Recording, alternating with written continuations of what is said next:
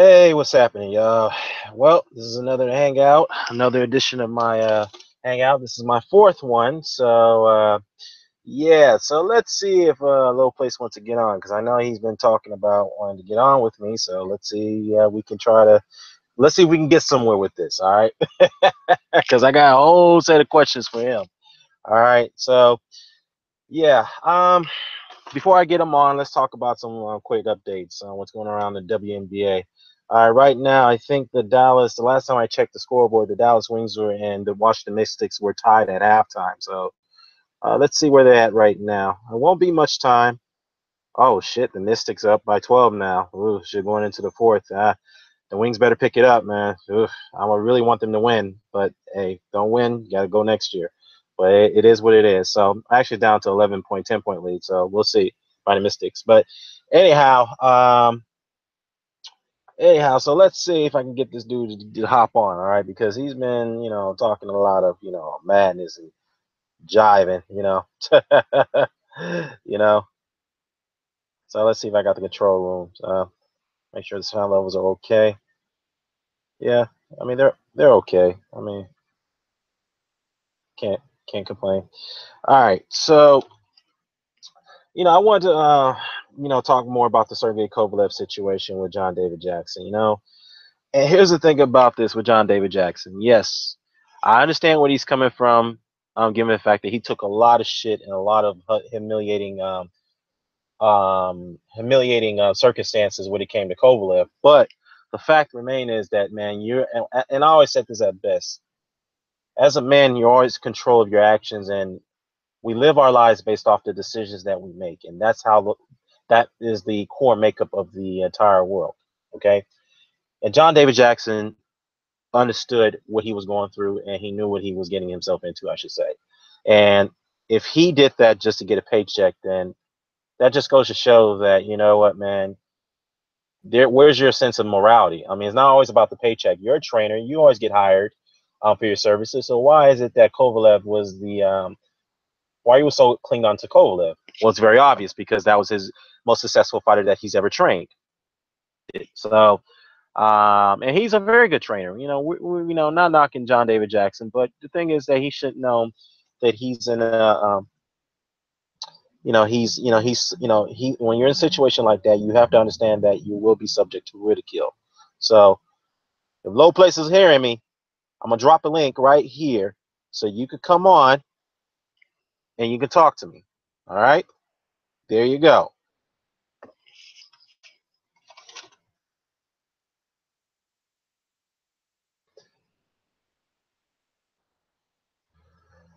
Uh, yeah. So, yeah, there's not too much going on here. Lucas Mutise is not going to return for the remainder of the year. He'll be back until 2018. So, to NBT Boxing, shout out to NBT Boxing because we were talking about this momentarily. That we thought that Lucas Mutise may come back and fight Jeff Horn for the WBC and the WBO lineal welterweight title, but that looks like that's not happening. Given the fact that Mutise has now come out and then reported, it's been reported now that he won't be back till the remainder of this year. So we got to eliminate him as one of the possibilities of Jeff Horn's next opponent for November.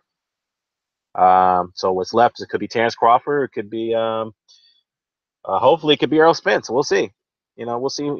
What transpires. Um, let's see. Eric Gomez just came out and said that he needed a little more time to get ready. Um, we had a date for him in October, but he said he needed more time to get ready.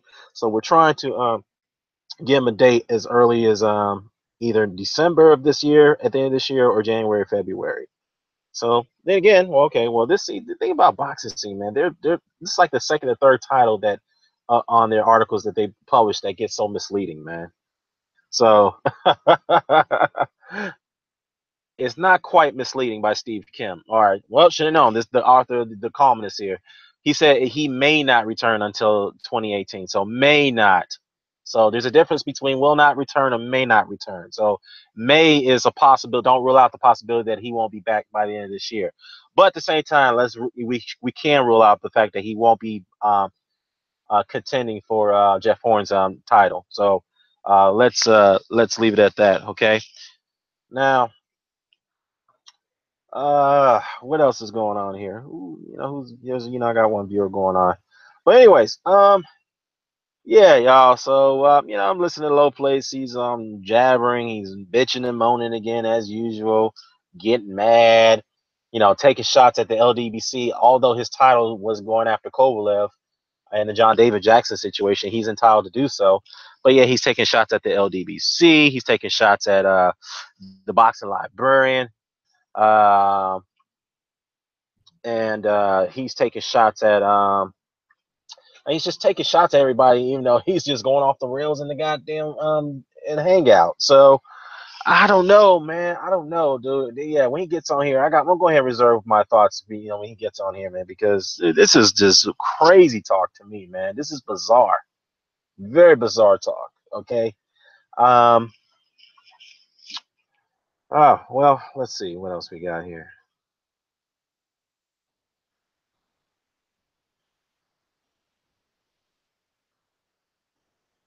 Oh, Dallas is closing the gap a little bit. They're down by 9. All right. I'll be taking, what you call it? I'll be keeping an eye on that game, and particularly what you call it, Dallas and between, no, I'm sorry, not Dallas, Phoenix and Seattle, which that game is going to be on later tonight. So, it's funny about that, because I was in the chat room. I was in the social media. I was on various pages and on Facebook pages, and some of the WNBA fans were kind of upset. They're kind of like a little puzzled about the new playoff format that was implemented last year by Lisa Borders and her board. In the board, in the committee, the competition committee, I should say. They voted to have the top 8 teams, regardless of conference, to compete for qualify for the playoffs. Some people, they're having a problem with that now, because if you look at the Western Conference standings and you look at the Eastern Conference rankings, you got teams like the Chicago Sky. They were placed 4th, because the old format is that whoever the top 4 teams out of the conference, each conference will qualify for the playoffs, and they play each other to eliminate in the best of 3 in the conference playoffs, and then whoever is the winner of the conference championships will meet the other conference championship in the best of 5 series. So what was up there? It says, so you said what the hell is this? So you said Beterbiev was promised fights he didn't get, or did he say that? Oh, he's commenting on my goddamn oh, hold on, let me look at this. This is on my Kovalev video. You said that was promised fights he didn't get, or he did say he didn't get what he was paid for was great, or did he say both? Find the link. Look, bruh, I already told you in my video that my greatest assumption, the reason why I felt that Beterbiev is leaving Ivan Michel, is that the fact that he was promised fights that he couldn't get. I assumed it could have been Stevenson, all right? And in fact, there is an article that went out. There's a story that went out that that Beterbiev was unhappy with Michel, okay? In fact, let me go ahead and get that for you.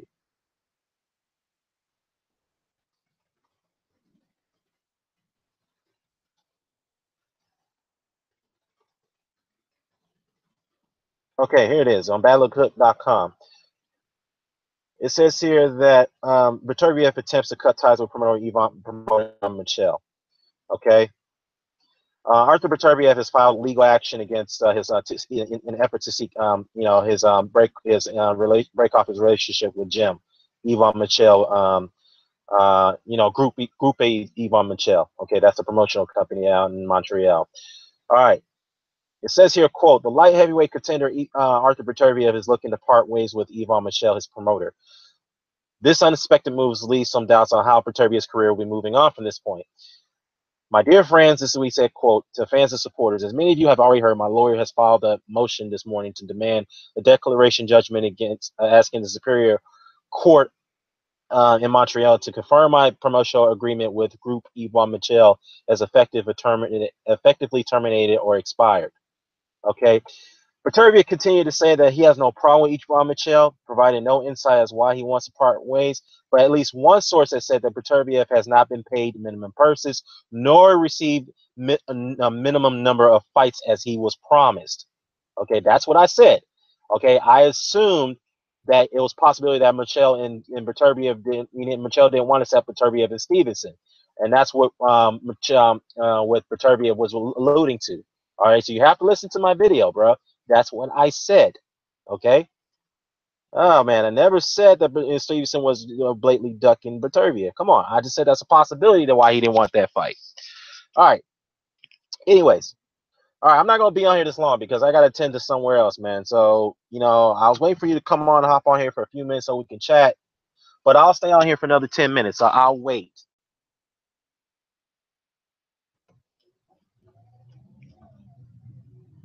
By the way, shout out to the boxing librarian. He had an excellent hangout, man, and yeah, very excellent hangout, man. And Ross Clot, look, no beef, man. You already know you and I are cool, man. We always be joking around. We have our dialogue, and some people think that we're going at each other. We really mean it. Nah, man. It's just it's a fun debate, man. That's all it is. We're not disrespecting each other. I don't know why, he called me retard. I'm like, what, dude? You never called me retard. That was kind of awkward. I was like, dude, I'm trying to keep it respectful, but he admit that he was joking. I was like, all right, man, all right. Simple disagreements here and there. But anyhow, so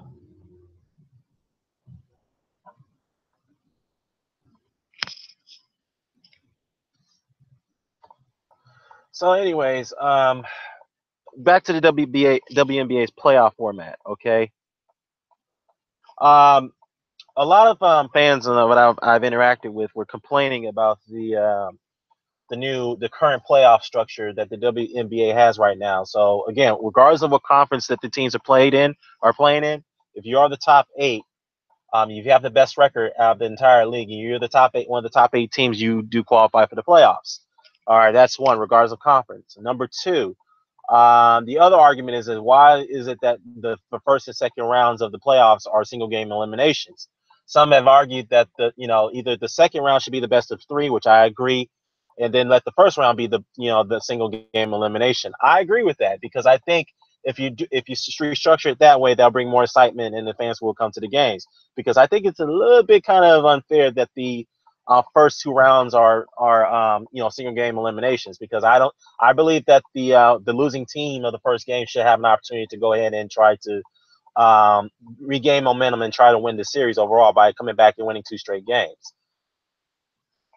I think that I think what the WNBA is doing is that the more successful this format gets, it's already been successful as it is, because the fan reaction to it and the reaction to it overall was very, very satisfying. So I have reason to believe that they're going to add a little bit more, best of 3 series in either, I think probably even both the first 2 rounds or maybe the second round. So we'll see where it goes on that. But yeah. Anyhow, the argument is now that I've heard from some of the fans is like, well, maybe we should go back to the old format to what it is now, because if you look at the whole top 10 or maybe the top 9 or top 10, all the teams essentially were close to neck as far as the same records, except for with the exception of New York, LA, and Minnesota, or even Connecticut. But if you look at the other 5, the seedings,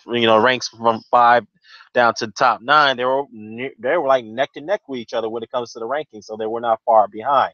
I get that argument that maybe in that sense you should just break it off, go back to the old playoff format where you have a conference by conference basis. But no, here's the thing about it. Okay, I understand where they're coming from on that situation, but this is my reply. If you look at it from one standpoint, it is successful to some. I actually like this playoff format a lot better, because I believe the WNBA was put up to in my opinion, I think this is what happened. I think the WNBA was first selected, in my opinion, to experiment with this structure, because there was rumors and ramblings that the NBA, which is owned by the which the WNBA is owned by, I should say, the NBA has been talking about this for a long while now, that they were going to restructure the playoff format. Like, instead of having the top 8 seeds in each conference compete, to qualify for the playoffs, let's restructure it where, regardless of conferences, let's have the top 14 or the top 16, whatever it is, let them all qualify, and then they all battle out for the playoffs. And some fans have argued against that. Not argued against it. I'm saying some fans have argued for that for a while now because I've talked to several people, and they're like, I'm gonna give you an example. I think it was a 2010 or a 2011 season, or a 2011 or 2011 2012 season. I think it was something around there. Okay, so what happened is that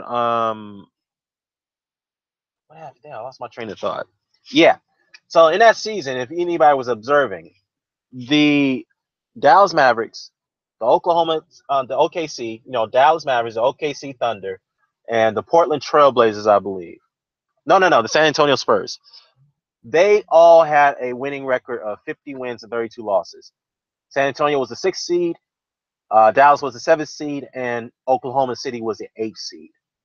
Now, if you look at the other conference, I think it was the 2010 season. It was the 09 and 2010 season. If you look at the Eastern Conference, the Boston Celtics, they were 50 and 32, right? They were the fourth seed.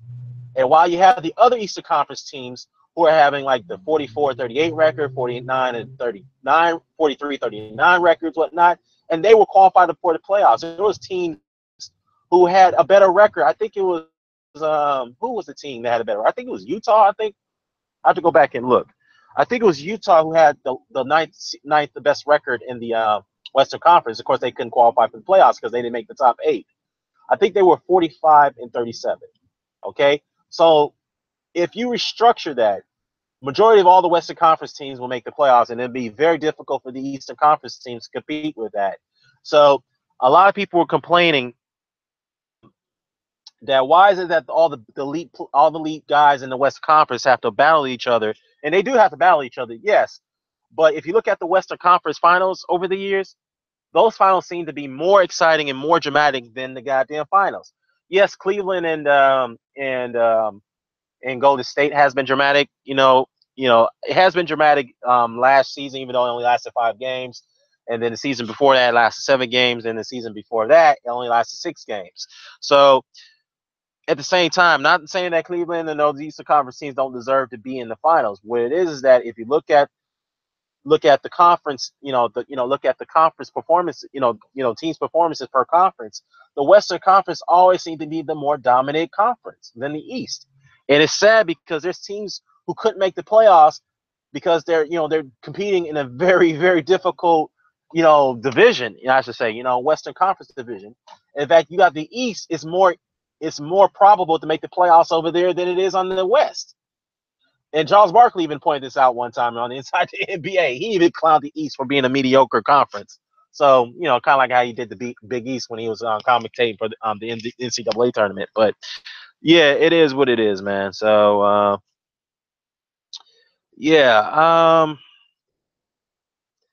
I don't know, man. I don't know. I'm still waiting for the dude, man. I told him he's listening. He commented on my other video a second ago. I'm waiting for him to come on. He's claiming I'm ducking him, so I'm like, okay, bro, I'm here. I'm waiting for you. Come on. I'm waiting for you. I'm right here. The link is in the chat box, man. Come on. I know nobody else is commenting on it, but it's all good, y'all. Yeah, I ain't mad at you. I mean, hey, it happens once in a while. But anyways, like I said, I just think that the WNBA, I think I like the current playoff format. I just think they can at least stretch out the second round to best of 3 instead of a single game. I think that's what the WNBA should do, in my opinion. Yeah, man, I honestly believe that that's what they should do. Oh man.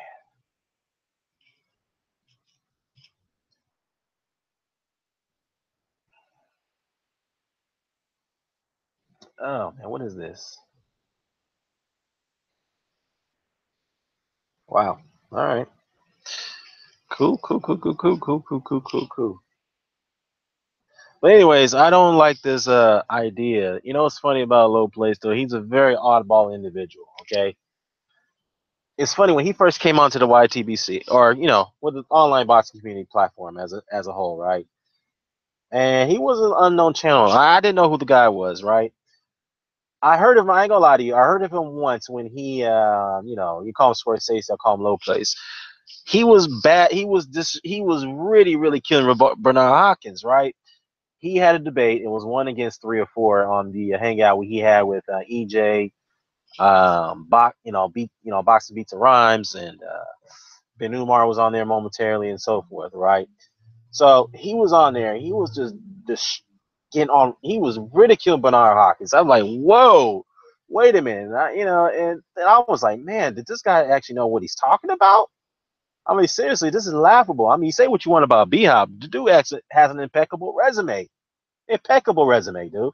Yes, there's some guys, some fights that I wish that he could have fought, but the fact is that he made up for that later in his career, and he went on to have a very good career, very dominating career at middleweight, had a very good run at as a light heavyweight champion. So, it's not much you can dispute about Hopkins and his resume. He was going in on. I'm like, dude, this is not even necessary. But anyways, I didn't really interact with him then. All right. But anyways, this guy just comes on here when it's like he doesn't comment on anyone else's video unless it's something about Adonis Stevenson. But now recently it's about Andre Ward. Okay. And the one time, again, on my previous hangout, as I had mentioned on my previous videos, the only time this guy I ever first time interacted with him is that when he came at me when I gave objective criticism about Adonis Stevenson, and he just didn't take it. He was being hit. He threw a hissy fit about it. All right.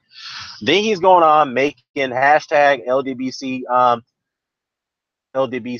titles in his video while dissing the LDBC at the same time. I'm like, that is bizarre. You're claiming LDBC, and yet you're dissing these guys just because they have an objective opinion about Adonis Stevenson. All right. First of all, these guys didn't disrespect the dude. All right. He could have came at them in a very cordial way and said, you know what, I respect you guys' opinions, but I think you're wrong about Adonis Stevenson. That's all you have to say. But he took it too far by making this videos, calling everyone liars, and then, troll them every single time when Adonis Stevenson comes up in the conversation. Or Andre Ward, like I said just recently. And obviously I know why he's upset, why he's, been slandering Andre Ward as of late. All right. The reason why he's slandering Andre Ward is because he doesn't like the fact that Andre Ward has completely upstaged Adonis Stevenson. All right. Completely upstaged him. All right. Andre Ward took on the best fighter in that division, who they call the Boogeyman, the Killer. Okay. Who actually did kill a guy in the ring, who's also destroyed opponents, with his ferocious power and his stinging jabs. Okay. Kovalev was even hurting guys with jabs. Let me look at the Pascal fight. I mean, tell me something. Tell me when's Pascal ever got hurt by a jab by anybody else other than Kovalev? All right. And Pascal had a hell of a chin. All right. So anyhow, the thing is that I don't understand, but anyways, back to the point. All right.